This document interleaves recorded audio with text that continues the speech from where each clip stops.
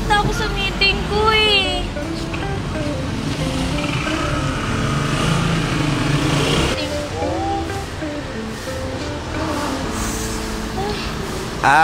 Ma'am, magandang umaga po. Ano po ba yung hinahanap-hanap niyo dyan? Nawawala po kasi yung kwintas ko, kuya eh. Pwede mo ba akong tulungan? Kwintas. Saan mo ba huling nakita? Saan mo ba nahulog? Diyan ba? Dito lang banda yun eh. Alam ko dito lang yun. Alam mo kasi, yung kwintas na yun, mahalaga yun sa akin. Galing pa po yun sa nanay ko eh. Namatay daw yung nanay ko dahil sa panganganak niya. Yun lang yung nag-iisang alaala niya sa akin eh. Ay, ma'am, huwag po kayo mag-alala. Tulungan ko po kayo. Dito lang niyo naman naiwan, di ba? Di naman kayo nanggaling doon? Opo, dito lang talaga, kuya. Oh, sige, sige. Saan ba yun? Hello? Ano? Nandiyan na sila? Oh, sige. Pupunta na ako dyan. Kuya, okay lang ba na kayo na lang maghanap? Tapos bibigyan ko na lang kayo kahit magkano, Ito.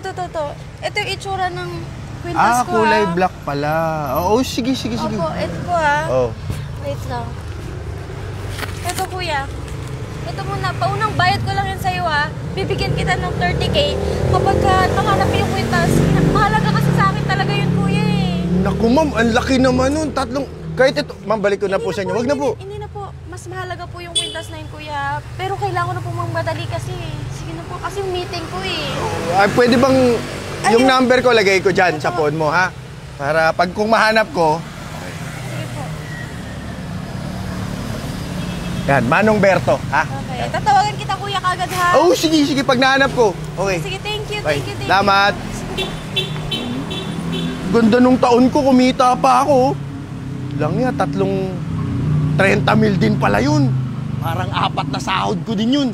Sige, hanapin ko yun. Aking kang kwintas ka.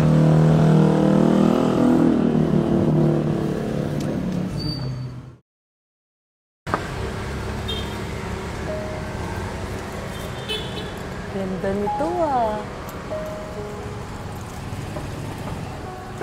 Ganda naman ito. Teka, bata. Saan mo nahanap yung kwintas na yan? Bakit? Kanina ko pa kasi nahanapin, akin yun eh. Paano naging sa'yo to? Paano ako makakasigurado na sa'yo to? Isa ka nga lang tanod. Grabe ka naman magsalita. Akin yan, kanina ko pa hinahanap yan. Akin yan. Hindi, no? Ito namang pilosopong bata ka. Akin yan. Sa syota ko yan. Kaya kanina ko pa hinahanap. Sa pangit mong yan, magkakasyota ka? Bastos nitong batang to. Akin yan. Hindi, no? Akin to, no? Finders keepers. Sige na, akin na yan. Kailangan ko yan. Akin na. Hindi nga.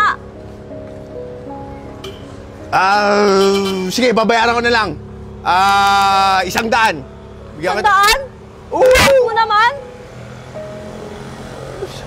Grabe ka naman. Hindi ka ba naniniwala sa karma? Hindi yan sa'yo. Anong finders, keepers? Akin na yan. Hindi, ang baba. Tasan mo pa. Sige, 3,000. Bigyan kita 3,000. Akin na yan. Hindi pa din. 10,000. Grabe ka naman sa 10,000. Ayaw mo? Di wag, sige. Hindi. Baka pwedeng pag-usapan natin.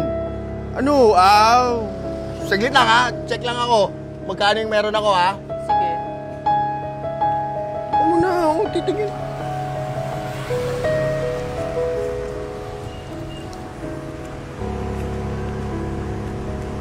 Sakto.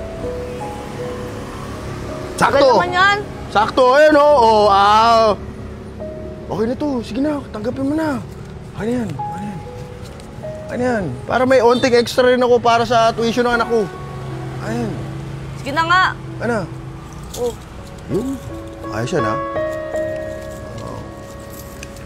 Sakto.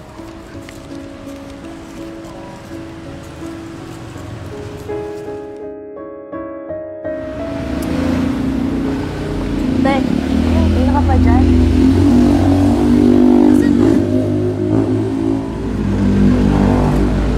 Ba't ito lang? Yan lang yung pera ng tanod na yun eh. Ano magagawa ko? Okay na to. Nga pala, te. Problema tayo. Last na kwintas na pala yun. Mag-alala. May extra pa tayo. You're the best talaga, ate. Sana?